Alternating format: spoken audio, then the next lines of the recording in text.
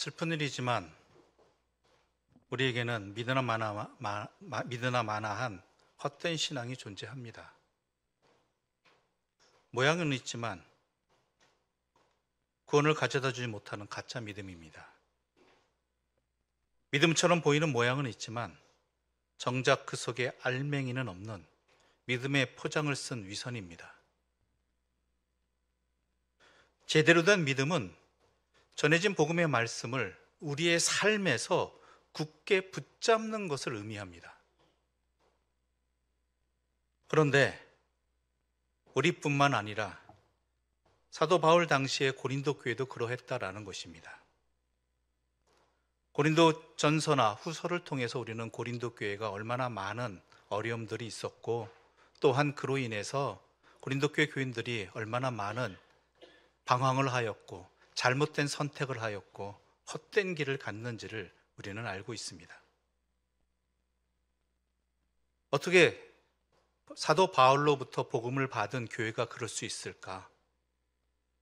더 나아가서 이들의 그러한 모습은 자신에게 복음을 전한 사도 바울을 비난하고 또는 원망하는 일들까지 이어졌던 것입니다.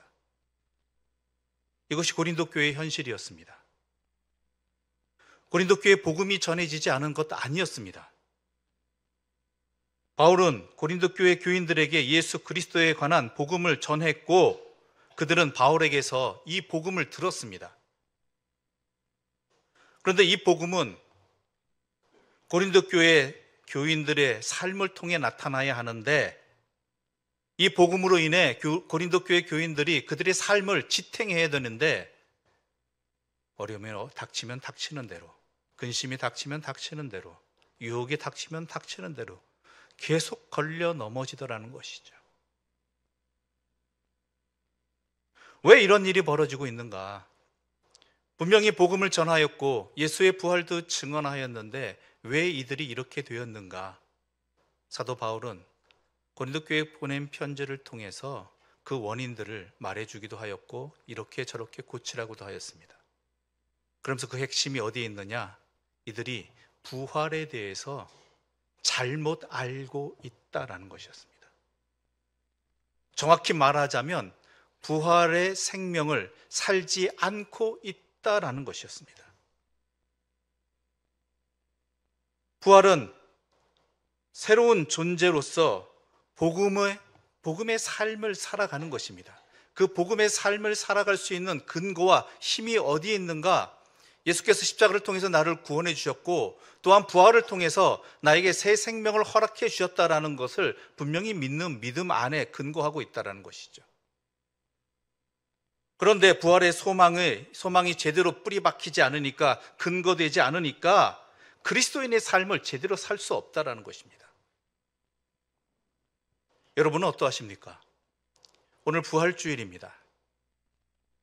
예수님의 부활의 사건을 또한 나를 향하신 증거로 믿고 기쁨으로 받아들이고 있습니까?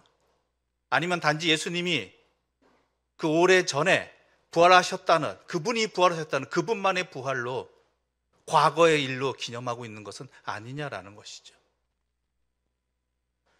오늘 사도 바울은 3절부터 8절까지 부활의 증인들에 관해서 이야기를 나눕니다. 베드로도 예수님의 부활하신 주님을 보았고 또한 12 제자도 보았고 그 후에 500의 형제도 보았고 또한 야고보에게 모든 사도와 또한 결국에는 자신도 부활하신 주님을 만났다라는 것입니다. 우리는 이 본문을 단순히 예수님께서 부활하셨다라는 역사적 증거와 증인들로서만 보아서는 안 된다는 것이죠. 그렇게만 읽는다면 이 본문을 제대로 이해하지 못하고 있는 것입니다. 사도 바울은 그들을 왜 이야기하였는가? 그들의 삶을 보라는 것입니다. 어떻게 그들처럼 살 수 있느냐라는 것이죠. 초대교회 교인들이, 사도들이, 주님의 제자들이 평안한 삶을 살았습니까? 그렇지 않더라는 것이죠. 온갖 박해를 받았습니다. 어려움을 당했습니다. 손해를 보았습니다. 죽음의 위협도 그들에게는 항상 있었습니다. 그러나 그럼에도 불구하고 그들의 삶의 모습, 신앙의 모습을 보면 그런 것에 흔들리지 않는 자로 살아가고 있다라는 것이죠. 어떻게 그럴 수 있느냐라는 것입니다. 그들의 공통점은 부활하신 주님을 만났다라는 것이죠. 그 이야기는 내가 주님을 통해서 부활의 생명을 얻은 자라는 것을 확신하게 되었다라는 것입니다. 사도 바울은 또 어떠합니까? 사도 바울이 얼마나 위험한 삶을 살았는지는 고린도후서 11장 24절 이하의 고백을 통해서 우리는 잘 알 수 있습니다. 유대인들에게 40에서 하나 감한 매를 5번이나 맞았습니다. 3번이나 태장을 맞았고 일주일을 깊은 바다에서 지냈고 여러 번 여행하면서 물의 위험과 동족의 위험과 이방인의 위험과 또한 광야의 위험과 또한 바다의 위험과 거짓 형제의 위험을 당하고 또 수고하고 애쓰고 여러 번 자지도 못하고 또한 목마르고 배고프고 춥고 헐벗었음에도 불구하고 그런 고생을 시련을 당했음에도 불구하고 바울이 사도로서의 부활의 증인으로서의 복음의 증인으로서의 그 사명을 놓치지 않고 감당하며 살아갈 수 있었던 것은 바로 부활하신 예수 그리스도 때문이라는 것입니다. 그래서 사도 바울은 부활하신 주님을 통해 내가 부활의 은혜를 입었으므로 내가 이렇게 고생하며 수고한 모든 것들이 내가 수고한 것이 아니라 전부 하나님의 은혜다라고 말하고 있는 것이죠. 하나님의 은혜다. 예수 그리스도께서 십자가를 통해서 나를 구원하여 주시고 또한 부활하심으로 나에게 부활의 생명을 주셨기 때문에 나는 부활의 생명을 얻은 자로서 그 어떤 시련과 유혹과 어려움에도 불구하고 나는 흔들리지 아니하고 미혹되지 아니하고 이 믿음의 길을 끝까지 지켜내며 살 수 있었다라는 거예요. 그러니까 은혜라는 것이죠. 그래서 결국 사도 바울이 말하는 고린도 교회 교인들의 문제는 이 부활 신앙을 상실하거나 아니면 잘못 알고 있다는 것이죠. 단순히 죽은 이후에 그러한 특혜 같은 것, 이런 것들로만 알고 있다는 것이고, 또한 온전한 부활을 영적인 부활로만 알고 있는 영원 불멸설 같은 헛된 것을 붙들고 있다는 것입니다. 그러니까 지금 현재의 삶을 제대로 살지 못하고 있다는 것입니다. 부활은 영생불사가 아닙니다. 영원 불멸이 아닙니다. 부활은 죽지 않음에 대한 답이 아니라 하나님의 의에 대한 답입니다. 부활신앙이라고 하는 것은 우리가 이 땅에 살지만 우리는 이 땅에 속한 자들이 아니라는 것입니다.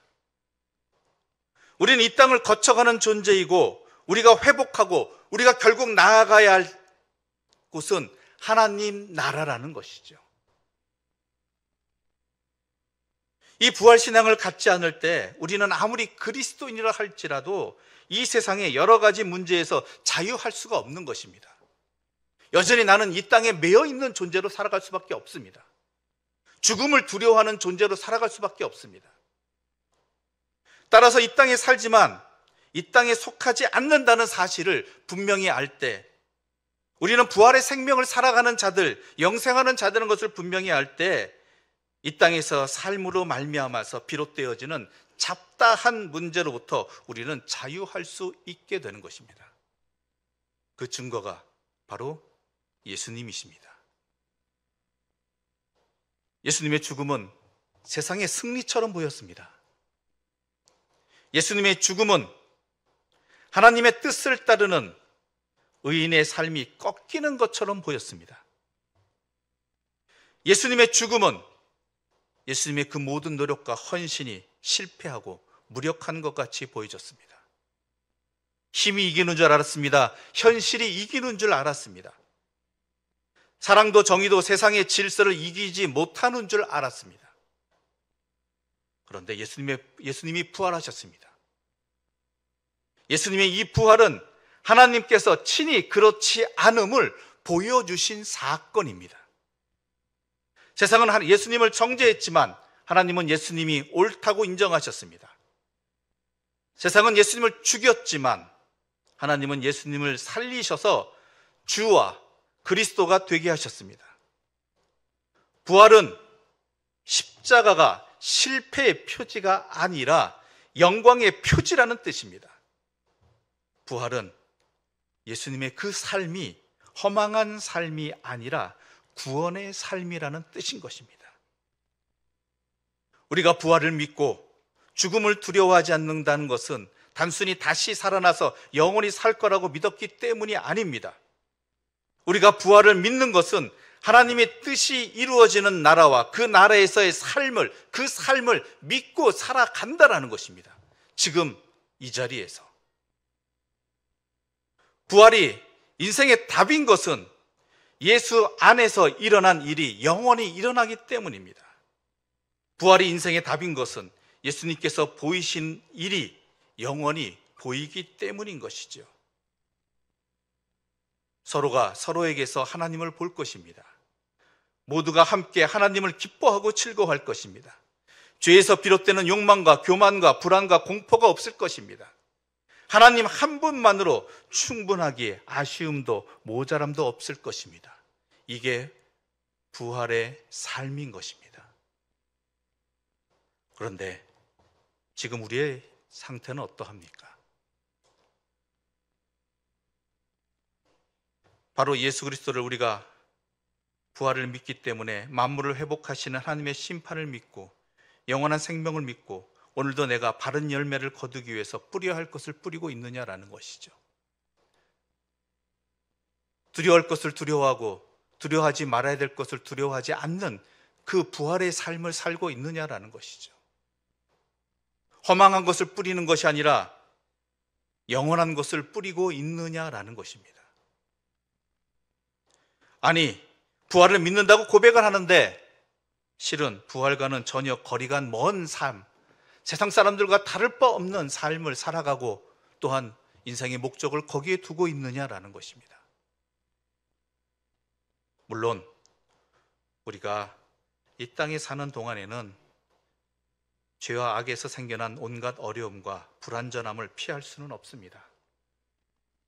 세상이 우리를 죽음으로 위협할 것입니다. 온갖 시험과 유혹에 당장이라도 하늘이 무너질 것처럼 흔들어댈 것입니다. 사랑하는 이들과 무고한 이들의 고난과 죽음이 우리의 눈과 마음을 하나님에게서 멀어지게 할 것입니다. 우리에게 닥치는 아픔과 슬픔이 그 옛날 제자들이 겪었던 것 같은 절망과 공포와 체념에 잠기게 할 것입니다. 그런데 예수님이 부활하셨습니다.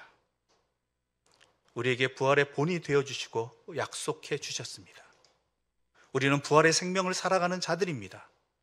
죽은 이유가 아니라 지금 주님을 영접한 이후부터 우리는 부활의 삶을 살아가는 사람들입니다. 그런데 그 부활은 그러한 세상을 견디고 이기게 하는 힘이고 소망입니다. 세상이 아니라 하나님이 옳습니다. 세상이 아니라 하나님이 승리하십니다. 세상이 아니라 하나님이 구원하십니다.